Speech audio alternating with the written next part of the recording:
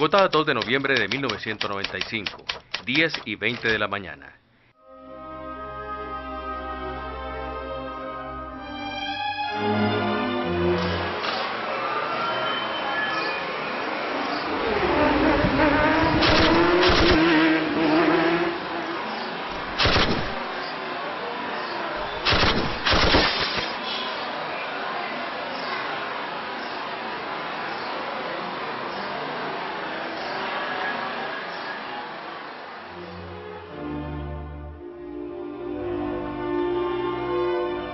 Luego de 19 años, la justicia ha sido incapaz de resolver este asesinato.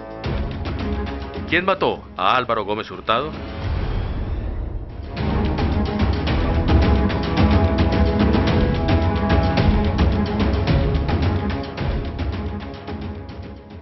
Muy buenas noches y bienvenidos a Semana en Vivo. Pues sí, hace 19 años ocurrió el asesinato de Álvaro Gómez Hurtado y desde entonces la justicia y muchos fiscales no han podido llegar a saber quién fue realmente o quiénes fueron los autores ni intelectuales ni materiales tampoco del asesinato de Álvaro Gómez Hurtado. Y su caso se ha convertido en un caso emblemático porque fue un hombre muy importante que dejó una huella en este país y como tantos otros magnicidios, pues aún no sabemos qué ocurrió. Por eso hemos querido hacer un programa distinto. Vamos a entrevistar a una de las personas, un sobrino, un familiar de Álvaro Gómez Hurtado, que se ha dedicado en los últimos 6 años, o que ha dedicado toda su vida, yo diría, a develar qué fue lo que pasó en ese magnicidio y para poder de alguna manera subsanar, me imagino yo, la falta de una justicia que no llega. Este es nuestro invitado de hoy en esta primera parte del programa. Miren quién es. Enrique Gómez Martínez es sobrino de Álvaro Gómez Hurtado. El abogado civil ha encabezado desde hace 6 años la investigación que decidió adelantar la familia Gómez ante la incapacidad de la justicia de resolver el asesinato del dirigente conservador. Sus investigaciones se centran en las declaraciones de alias Rasguño, según las cuales el asesinato de Álvaro Gómez Hurtado habría sido ordenado por el conocido jefe del cartel del norte del Valle, Orlando Henao, conocido como el hombre del overol, quien habría recibido instrucciones del entonces presidente Ernesto Samper y del entonces ministro de Gobierno Horacio Serpa Uribe. La investigación adelantada por Gómez Martínez sostiene que el crimen se hizo para ocultar los oscuros hechos del proceso 8000, en el que se han asesinado a más de 35 personas. Bienvenido. Muchas gracias, buenas noches. Que habíamos hablado hace mucho tiempo y no hemos vuelto a hablar. Cuénteme una cosa, usted estuvo hace poco, toda su familia estuvo hace poco con el fiscal Montealegre y le hizo unas precisiones muy claras que muchas de ellas las hizo en una muy puntual columna Marisabel Rueda. ¿Qué fue lo que pasó en esa reunión con el fiscal Montealegre? Pedimos audiencia ante el desconcierto por las declaraciones del vicefiscal Perdomo hace unos 15 días en Barranquilla, donde el vicefiscal descarta de plano la posibilidad de declarar este crimen de lesa humanidad, sí. Y donde el vicefiscal también se pronuncia y en mi opinión prejuzga, siendo él posiblemente la instancia de apelación en este caso, al descartar un conjunto de pruebas, formular hipótesis que no tienen desarrollo procesal, y por eso la familia toda, porque estábamos presentes, todos los Masuera, todos los sí, sobrinos de Álvaro sobrinos. Gómez, los hijos de Álvaro Gómez y mi padre como su único hermano vivo, para tratar de confrontar al fiscal con este hecho de impunidad notorio de 19 años y con el hecho de que se descarte, a pesar de que existen muchísimos elementos que la misma fiscalía en 58 casos previos en los últimos 5 años ha usado para declarar casos de lesa humanidad, en el caso de Álvaro Gómez ya no los quiere usar. Y nos enteró el fiscal que va a cambiar las reglas de juego sobre lesa humanidad en la fiscalía para el caso de Álvaro Gómez, y estamos a la espera de una circular cuasi legislativa donde van a formular los nuevos criterios sobre los cuales sí se puede declarar de lesa humanidad, pero el fiscal nos anticipó que no va a declararse bajo su mandato nunca como de lesa humanidad. Una pregunta que ustedes le hicieron fue ¿por qué Ignacio Londoño, que estaba vinculado en todo el proceso como la persona que habría sido el mediador de digamos, de este correveidile que terminó presuntamente en el asesinato de Álvaro Gómez Hurtado. ¿Por qué, ustedes le preguntaron, creo, por qué no está, si bien está vinculado, por qué no está adelantada la investigación? Sí. ¿Esa fue una pregunta que ustedes le hicieron? Hemos preguntado por medio de muchísimos memoriales a muchísimos fiscales, sí, en muchísimas investigaciones por homicidio agravado, sí, por corrupción, y obviamente en el caso de Álvaro Gómez, ¿por qué José Ignacio Londoño Zavala es un intocable en Colombia? Y se lo preguntamos al fiscal, y nos llevamos una gran sorpresa, porque en medio de esta entrevista, la doctora María Victoria Parra, fiscal delegada segunda ante la Corte, nos confesó que ella se atrevió a citar a Nacho a testimonio, jugándose su propia vida. Es decir, delante del fiscal general, delante del vicefiscal, una altísima funcionaria de la Fiscalía, los delegados ante la Corte son la máxima jerarquía investigativa del país, reconoce y confiesa que se está jugando la vida, y a pesar de eso este señor no lo vinculan y no está preso. Y José Ignacio Londoño, en nuestra opinión, debe estar preso por una razón. Porque sí, él ha sido acusado por muchísimas personas de gestor de corrupción y de ser la persona que trajo la razón de Ernesto Samper y Horacio Serpa a Orlando Henao para presionar a Orlando Henao a cometer el homicidio de mi tío. Pero Ignacio Londoño, además, y yo lo he acusado formalmente, sí, ha asesinado parientes de testigos y creo que está involucrado en el homicidio de testigos, de manera que en este caso sea imposible seguir avanzando hacia la verdad. Y creemos que la libertad de Ignacio Londoño es un riesgo permanente a los testigos y un riesgo permanente para la posibilidad de que esta investigación avance o culmine. Enrique, yo lo quiero invitar, si lo tenemos aquí, creo que sí lo tenemos, a doctor Pablo Elías González. ¿Usted se acuerda quién es Pablo Elías? Sí, señora, claro. En la época del asesinato de Álvaro Gómez Hurtado, él entró a la Fiscalía como director del CTI en ese momento, y le tocó pues iniciar las investigaciones, las primeras pesquisas en el tema del asesinato de Álvaro Gómez. Lo tenemos por aquí, Pablo Elías. ¿Cómo le va? Hola, Pablo Elías. Hola, María Cristina, ¿cómo le va? ¿Cómo está? ¿Cómo le va? Gómez, ¿cómo le va? Doctor Pablo Elías, buenas noches. Yo quería que usted nos recordara aquí al país que nos está oyendo también, ¿cómo fue esa primera hipótesis? ¿Cómo se construyó esa hipótesis, que es muy distinta a la hipótesis que maneja la familia Gómez? En ese caso creo que la hipótesis era que eso tenía que ver con la fuerza pública y especialmente con el ejército o sectores del ejército que habrían querido acabar con la vida del doctor Álvaro Gómez Hurtado. Si usted puede explicarnos qué pasó y por qué esa tesis no está hoy vigente. Hipótesis, porque en esa época, pues desde el fiscal Valdivieso, la hipótesis, una era que se trataba de la guerrilla, hipótesis que pues no tuvo mucha fuerza y hoy en día tampoco, otra que posiblemente era el narcotráfico, y la hipótesis que en ese momento cogió más fuerza fue que se trataba de agentes del Estado y particularmente de miembros del ejército, por cuanto un vehículo para el momento de los hechos del asesinato del doctor Álvaro Gómez Hurtado se encontraba precisamente en el sitio de los acontecimientos y no pudieron dar una explicación más o menos creíble de las razones por las cuales se encontraba allí. Esa hipótesis se siguió desarrollando cuando yo entré a la Fiscalía, pues habían varias personas presas, miembros del ejército, y posteriormente se llegó a la captura del coronel Bernardo Ruiz Silva, quien fue vinculado a ese proceso. El proceso se continuó, la Fiscalía realizó la respectiva acusación, inclusive el Ministerio Público estuvo de acuerdo en esa época, y ya en el juicio fue absuelto en primera y segunda instancia porque se consideró que las pruebas eran débiles y porque el testigo principal, que era Emilio I, pues varias personas que él nombraba declararon diciendo que pues no habían suministrado esa información. Eso fue básicamente lo que sucedió. Hoy en día pues habría que explorar otra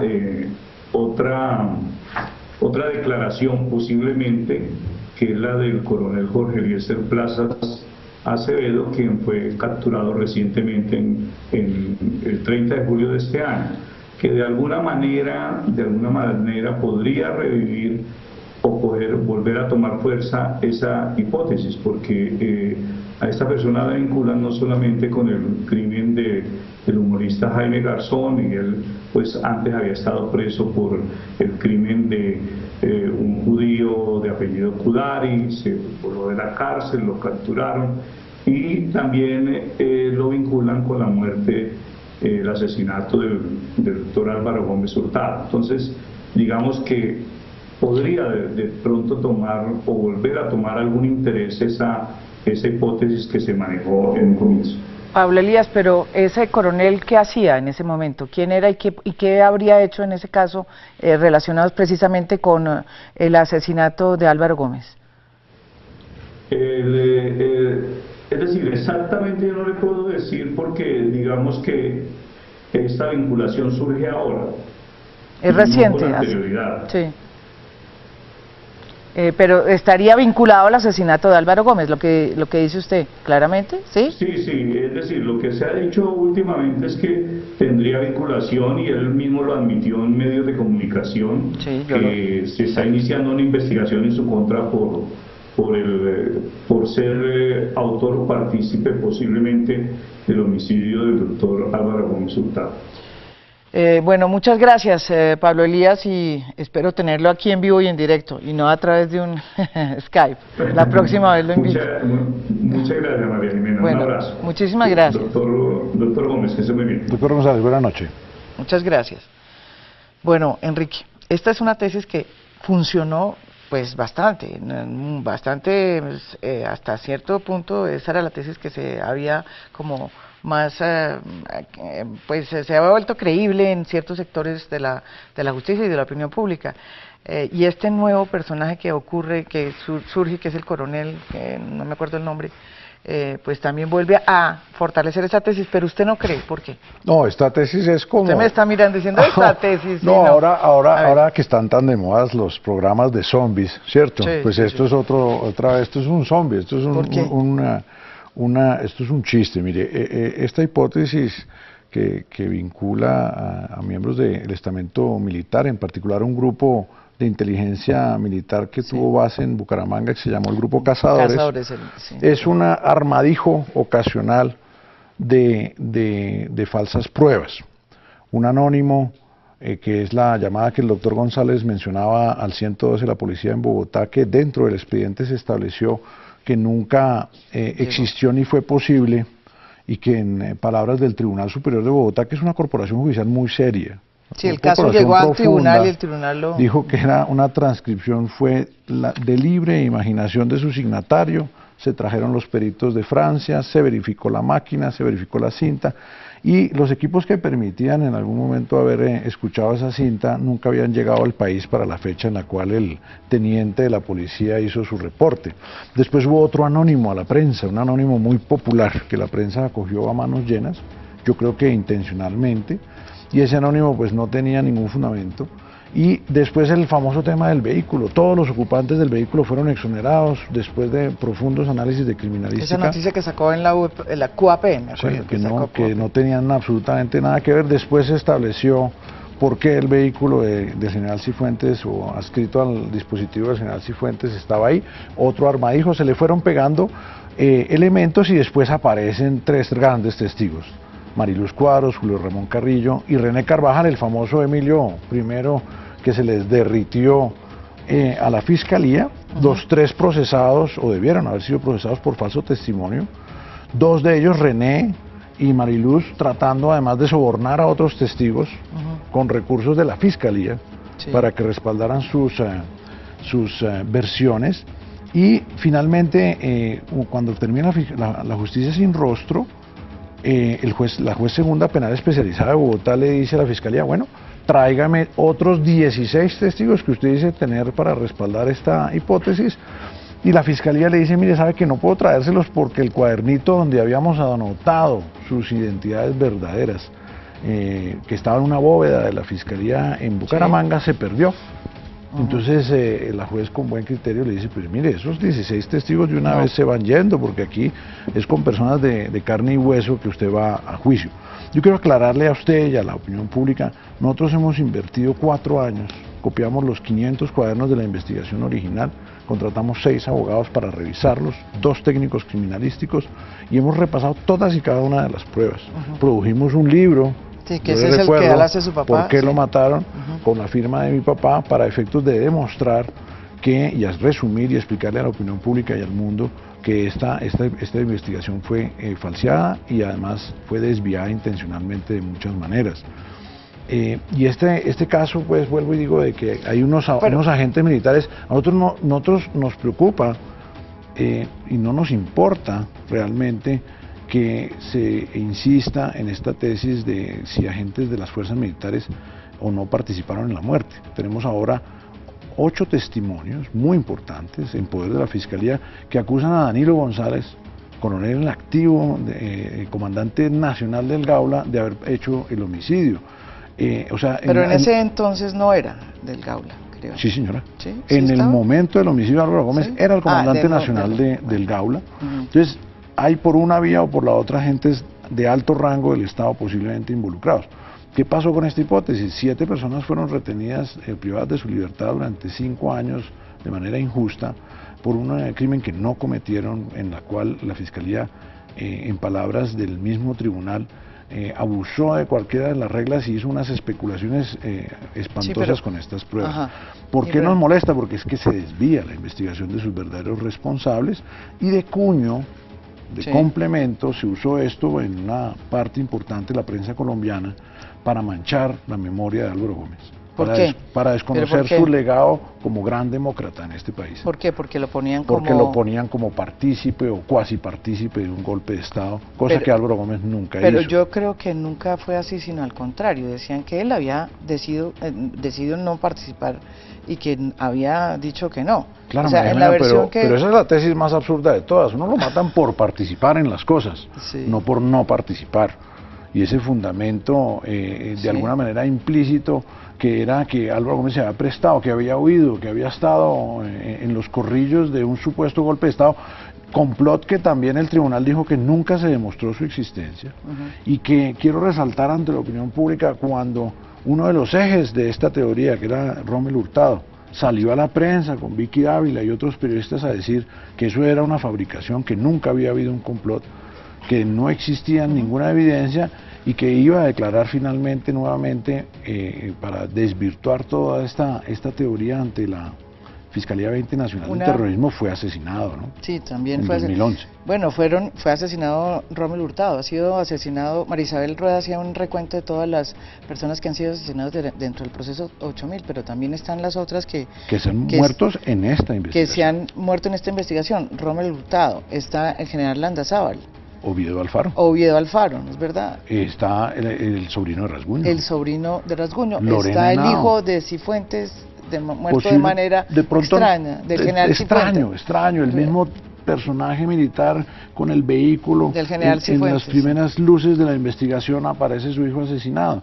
Muy importante, Lorena Henao, hermana de Orlando Henao, quien en la hipótesis de que el Norte del Valle ordenó este homicidio, pues tenía la misión importantísima de contactar a su esposo, preso en la Picota, con Orlando Henao, y es asesinada en diciembre del 2012, cuando nos acercamos a ella para tratar de tomar su testimonio y conocer esa. Enrique, antes de entrar en el tema del proceso 8000, porque nos toca irnos en este segmento, yo quería preguntarle la pregunta que le deben haber hecho hace mucho tiempo muchos periodistas cuando lo entrevistan en el caso, y es que esa tesis estaba sustentada, la tesis que ya no está, digamos, no tiene pie porque la tumbó el tribunal, se estaba sustentada sobre el hecho de que había un complot para tumbar al presidente Ernesto Samper por la cuestión del 8000, y que eso la estarían encabezando un grupo de personas. Y según Enrique Santos Molano, lo estaba leyendo ahorita en un artículo que sacó, en un libro que sacó, él dice que realmente el que iba a hacer el golpe no era Álvaro, sino que era su papá, Enrique Gómez Hurtado. ¿Usted ¿Qué siente? ¿Qué responde a estas? Y que dicen que esta tesis de que ustedes están armando es para poner el foco sobre otra tesis que es mucho más complicada. Pues ¿Eso qué significa? Mi familia ha cargado con el peso de la impunidad, con el peso de la agresión de la que fue víctima mi tío, y tenemos la espalda ancha para cargar esta inequidad que usted menciona, en la cual ahora los imputados buscan construir la tesis de que Álvaro Gómez murió por culpa de su hermano.